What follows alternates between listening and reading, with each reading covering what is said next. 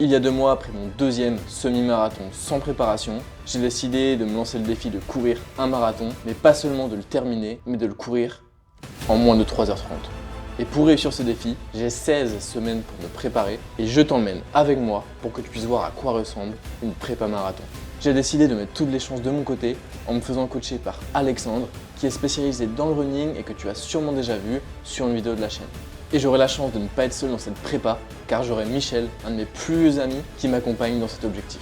On a la chance de courir à la même allure, et c'est d'ailleurs avec lui que j'ai couru mon dernier semi-marathon en 1h46, ce qui nous donne très exactement 11,94 km/h de moyenne, soit une allure de 5 minutes et 1 seconde du kilomètre. Et c'est à 1 seconde près l'allure que nous devons tenir pour faire le marathon en moins de 3h30, mais cette fois-ci pendant 42,195 km.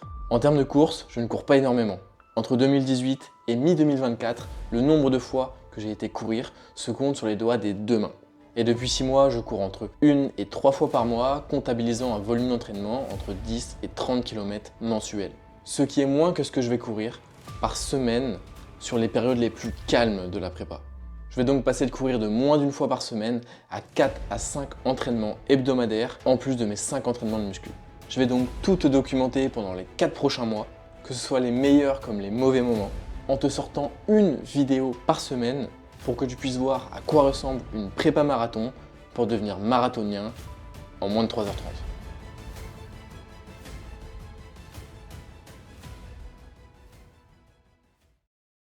Allez, premier jour de la prépa. Alex, il m'a envoyé mon plan d'entraînement de la semaine hier soir. J'ai mon premier training que je vais faire avec mon pote Mich aujourd'hui. 45 minutes à faire, entre 65 et 75% de ma FC Max. La FC Max, faudrait que je regarde sur mes anciens trainings, mais je dois être vers les 100, un peu plus de 185 je crois. On va prendre 70% de 185. Et où ma calculette? Dis Siri, ouvre la calculette. Et ça me donne 130, non arrête. Ça me donne 130. Ouais, ok, faut pas que je dépasse les 140 aujourd'hui, quoi. 75% de ma FC Max, c'est 139. Après, la FC Max que j'avais, c'était à la montre. Et c'est pas très précis. Donc pour ça, j'ai quelque chose de plus précis maintenant. Alors, donc ça, c'est la première séance. Séance numéro 2, ce sera un fractionné que je vais faire jeudi. Séance numéro 3, ce sera un petit footing tranquille vendredi matin, une sortie longue de 20 km, entre 65 et 75% de ma FC Max. Ça va être très dur, en fait ça va être très long. C'est ça le problème en fait, avec des sorties longues. Tu fais des sorties mais c'est juste, c'est pas très intense, t'es obligé d'accumuler des kilomètres et plutôt à basse intensité quand même. Et en fait c'est que c'est maxi long. Il a mis go le sub 3h45. Bon, de base on s'était dit sub 3h45, mais je me dis 3h30. En vrai, si j'ai déjà sub 3h45, je suis ultra content. Sub 3h30, je serais encore plus content. D'ailleurs, j'ai ma montre, elle m'affiche un truc. Elle me dit, elle m'affiche mon niveau de course. Je vous mettrai là ça à l'écran. Mon niveau de course, elle me met 85.4, marathon en 3h28. Alors, je sais pas si c'est ultra fiable. Si c'est fiable, le sub 3h30, il va être fait quoi. Vous voyez qu'il a mis estimation de VMA 18 km/h. Bon, c'est de base, je vais faire un test VMA hier, mais j'ai passé une nuit de merde. J'ai pas bien mangé la veille, j'ai mal dormi, et dehors, il y avait des rafales de vent et il pleuvait. J'ai sorti le tiroir à excuses cette fois-ci, mais c'est très rare. Peut-être que j'irai en faire un cette semaine ou un peu plus tard. Bon c'est parti pour se changer, et j'ai aussi acheté des petits trucs pour ma prépa marathon, pour la faire dans la meilleure condition possible. Je me suis pris une petite montre du coup ici. C'est Keeprun Bikoros. Je me suis pris une petite ceinture juste ici pour la fréquence cardiaque, pour que ce soit plus précis que la montre, parce que la montre c'est pas très précis. Je vous montrerai un peu comment ça fonctionne. Et je me suis pris des petits écouteurs pour aller faire mes runs en solo. Je fais graver à mon nom parce que je pose tout et n'importe où et je pars sans réfléchir. Là on va devoir rejoindre Mich, et avant ça je vais me changer parce que là je suis pas trop en tenue. Je vais peut-être garder ce t-shirt et on va s'habiller. La ceinture cardiaque du coup. Donc faut humidifier un peu les... Je pense que le mot électrode est bon, c'est peut-être pas le cas. Pour le mettre c'est très simple, faut le mettre sous les pecs. Tac, donc voilà. Comme ça. On est intime là un peu quand même. Voilà, et ça va rester là pendant tout le run. Et normalement, on a... Et ça permet vraiment en fait le capteur qu'il a de capter la fréquence cardiaque. Et du coup, donc ça je l'ai utilisé quelques fois déjà, et j'ai eu un problème avec, ça veut dire que ça faisait que se déconnecter de ma montre. Après plusieurs tests on va dire, j'ai compris qu'il fallait débrancher le capteur cardiaque de la montre, enfin déconnecter plutôt, le désactiver, pour que ce soit l'entrée de celle-ci qui fonctionne. Et sinon en fait ça marche pas, donc à chaque fois que je fais un run, je dois désactiver la fréquence cardiaque pendant l'entraînement pour que en fait, ce soit celle-ci qui prenne le relais, que le Bluetooth y reste activé. Donc voilà un peu comment je me suis équipé pour la prépa, la montre, la ceinture, les écouteurs que je vais pas prendre aujourd'hui et du coup la petite paire de chaussures. J'ai dit à Mich que je serai chez lui à midi, il est midi 7. Ça c'est les chaussures qui courent vite, qui sont censées courir vite. Chaussures qui sont censées courir le marathon en 3h30. Là j'attends Mich. Si vous avez déjà vu une Twingo Perrier ou quoi. Twingo Perrier, ça c'est insane. Il fait 5 degrés. 75% de la FC au max, c'est 140 pour moi. Moi c'est pareil. Bah ouais, on a la même FC max. Ah, tu l'as testé la tienne? Bah non, mais j'ai pris en repère la corrida de Morlaix. Premier run. Premier run, ouais. Il fait froid. Ouais, caille. Putain, je pensais pas qu'il faisait aussi froid. Ça pèle. Ça pèle et on va prendre la pluie. En vrai, ouais. Là, ça va être 7 minutes du kilomètre. Hein. Ouais. Et sachant qu'il y a des montées, ça va être même plus. Je suis à 143 BPM, putain. Et on est à 7 minutes du kilomètre. Je suis à 122 là, je suis descendu. Je suis à 143. Station 45 minutes, 5,5 km. C'est long. Au moins on prend l'air, on se déconnecte. Allez, c'est aberrant. Je cours. Ça c'est l'allure. Mich, il me suit en marchant. Si on va plus vite, on dépasse le BPM. Donc, bah, voilà, 8 minutes du kilomètre, voire 9. Là, je suis à 45 minutes. Fin du premier run de la prépa marathon. Je vous mets les chiffres juste là. Là, l'objectif, c'est vraiment de faire des séances en mode endurance. En mode, faut pas faire monter le BPM. Juste, l'objectif, c'est d'accumuler des kilomètres, d'accumuler du volume sans rajouter de fatigue pour prendre l'habitude de courir souvent, de courir longtemps, rajouter des kilomètres au compteur. Donc c'est vraiment ça l'objectif quoi. Et c'est vraiment, j'ai même pas transpiré. Voilà, je vois rien. Je dois avoir 139 de BPM max, de BPM moyen pardon, 155 de max. C'est ce qui était attendu. Après j'ai ma séance push, triceps, quadriceps. Voilà, et puis là prochain run ce sera jeudi, je vais faire jeudi, vendredi et ensuite samedi ou dimanche pour le reste. On se retrouve pour la prochaine séance fractionnée.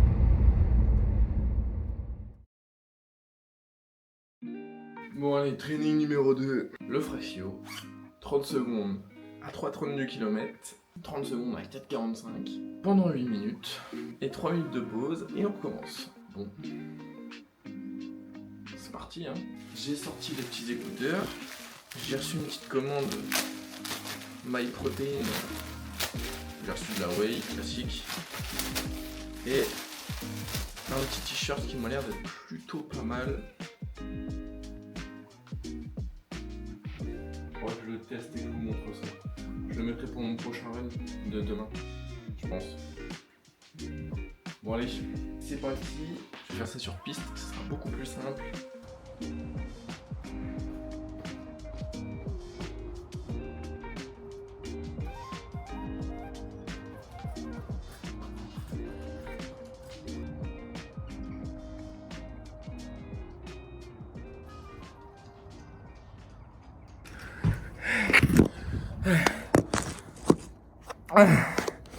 Ah sa mère.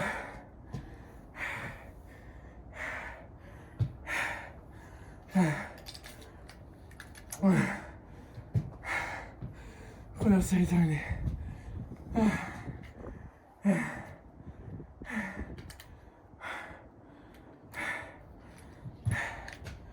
Je suis plus aux heures de 3,35.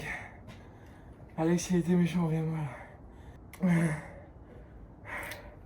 Allez, plus qu'une minute. Je suis plus autour de 3,35.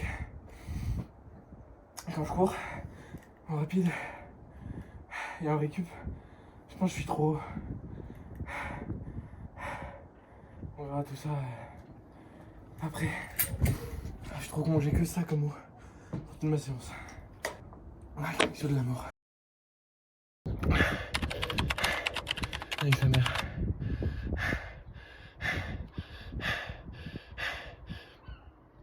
Ah, trop dur de suivre les allures. Faudrait que je regarde mon récap. Je pense qu'en sprint, je suis un tout petit peu en dessous. Et en récup, j'ai aucune idée. J'ai l'impression d'aller à 2 à l'heure.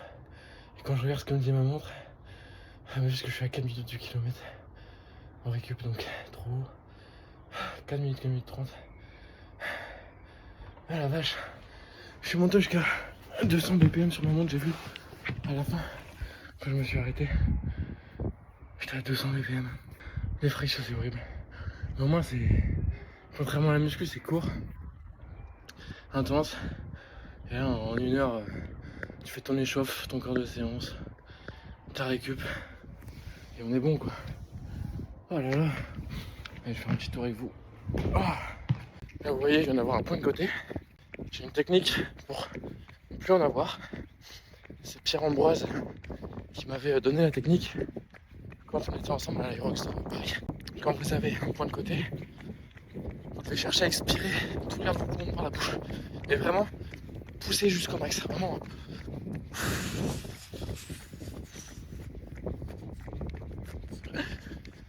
Et ensuite, faut pas respirer comme je viens de le faire. Vous de respirer normalement par le nez, d'inspirer par le nez. Et tu recommences entre 5 et 10 fois. Et ton point de côté, il va partir. Donc voilà, ça c'était la petite astuce. Pour résumer, t'expires tout l'air de tes poumons par la bouche. Sans t'arrêter de courir si tu peux. Peut-être en marchant au début, parce que c'est assez compliqué à faire. Et vraiment t'expires tout l'air de tes poumons. Le plus possible. Et tu vas voir que 5-10 répétitions, t'auras plus de points de côté. Bon, chose que je vous ai pas dit du coup, c'est que je commence la prépa avec un genou et une cheville en vrac. La semaine d'avant, début de la prépa, j'étais courir. J'ai fait une corrida et ma cheville elle a gonflé de fou malade après. Et ça me faisait vraiment mal au toucher et tout. Même quand je bougeais un peu la cheville, donc un petit peu chiant. Et avant ça, je commençais à avoir mon genou qui me faisait mal. Et là au niveau du bas du genou, donc j'ai fait un peu de proprio et c'est passé. Donc j'avais plus trop mal depuis 2-3 semaines. Là j'ai senti un tout petit peu à l'échauffement. Et là la cheville je l'ai senti à la fin. J'ai senti à la fin sur le retour au calme. J'ai recommencé à sentir un peu le genou. Donc un petit peu chiant. Pour le genou j'ai fait la proprio. Donc juste rester sur une jambe, fermer les yeux, etc. Et c'était passé. Alors je sais pas si c'était corrélé, on va dire. Mais ça m'avait fait du bien. Et j'ai remarqué que c'est quand je suis à faible allure. Lundi quand je te faire le premier run, je l'ai senti un petit peu aussi. Donc quand je suis à faible allure, je sais pas, il y a peut-être des plus petits pas, des plus gros impacts ou plus réguliers, ça me fait mal, alors que quand je suis sur le fraction, là sur le sprint, j'ai rien senti du tout. Et là voilà, dès que j'ai cassé l'allure, ça m'a fait mal. Donc à surveiller et à voir un petit peu comment que ça évolue. Donc voilà, fin de la deuxième séance. Et puis faut que je regarde un peu les stats. Je regarderai ça après. Et on se retrouve demain pour le troisième. Petit débrief du fractionné. En vrai, au niveau des allures, sur les sprints, je suis bien mieux que ce que je pensais. Sur mes 8 premiers, bon, il y a le premier où c'était un peu pour me calibrer. Je fais 3,58 du kilomètre. Mais sinon, 3,23, 3,26, 3,20, 3,22, 3,24, 3,21 et le dernier 3,39, là ça commence à être dur. Mais on voit que j'étais toujours entre les 3,20 et 3,30, sachant que je devais viser les 3,20. Donc c'est plutôt pas mal, du moins sur la première série. Et on voit qu'au niveau de la récup, je suis beaucoup trop élevé. 4,58 le premier, ça allait. 4,39 ça allait, mais après 4,15, 4,16, 4,16, 4,33, sachant que je vais viser 4,45, donc un peu trop élevé. Et ensuite il y a eu la deuxième série de 8, donc 3,26, 3,28, 3,28, 3,39, 3,31, 3,39, 3,36, 3,32, et on voit que c'était beaucoup plus dur et j'ai eu beaucoup plus de mal. On voit aussi au niveau de mon BPM que je sature, qu'il n'y a plus vraiment de pic par rapport au premier, à la première série de 8. Et au niveau de la récup, là j'étais un peu mieux. Finalement, en termes de temps, ça va. Je suis plus proche que ce que je pensais en réalité, même si on voit que j'étais trop rapide sur la récup, ce qui aurait fait que j'aurais pu plus récupérer et être plus rapide sur les sprints. Mais c'était la première, c'est assez dur à se calibrer on va dire, et ce sera mieux pour la suite. Et en fréquence max, j'ai tapé les 206 BPM, donc je vais pouvoir courir plus vite sur mes runs en endurance. Je vais pouvoir aller jusqu'à 155 BPM. Run numéro 3, c'est parti pour 45 minutes sous la pluie et sous 2 degrés. Fin du 3e run, les doigts et les orteils congelés. Et succès 155 BPM max, c'est bien mieux. Je peux aller à 6,15 du kill en moyenne. Et demain, même chose, les 20 km. Sur du coup 135-155 BPM. Run numéro 4, c'est parti. Pour 20 km. Je suis réveillé depuis exactement 10 minutes. C'est vrai, je me suis levé de mon lit, j'ai mis mes chaussures, j'ai mis ma froc et c'est parti.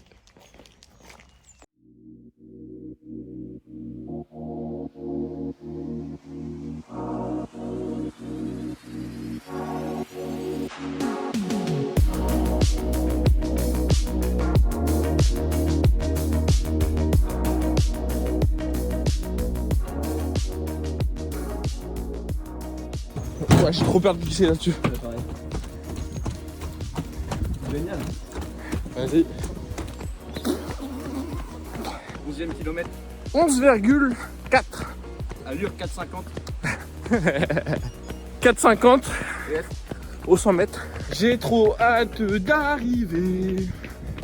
Fin des 20 km. Combien il reste? Et il reste 200 mètres. Chrono 2h19. Et dis-toi, on a fait le semi, donc 1 km de plus en 1h46. On s'est mis une demi-heure à nous-mêmes.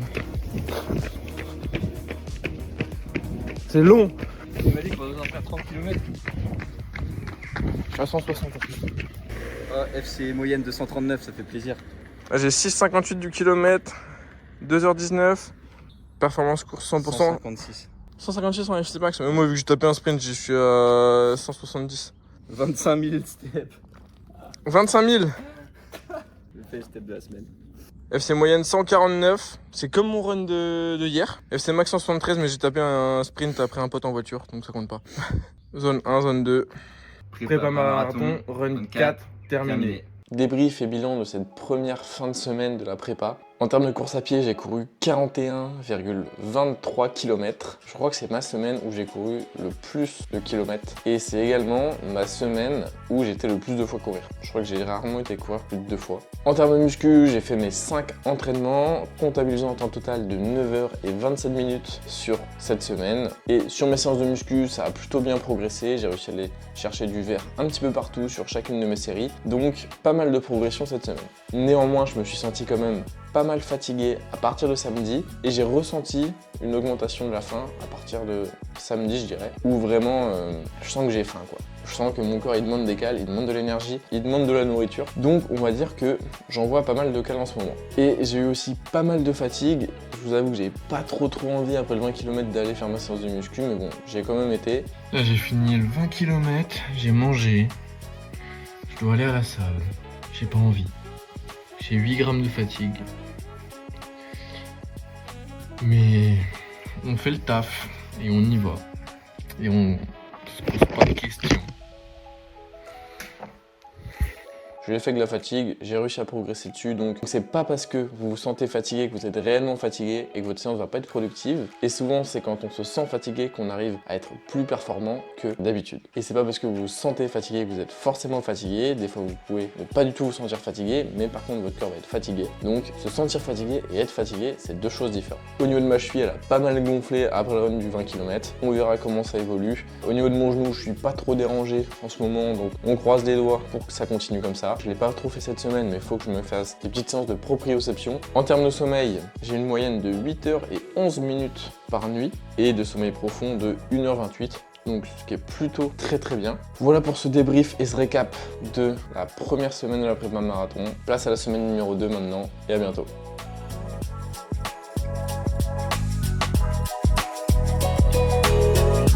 Semaine 1 terminée.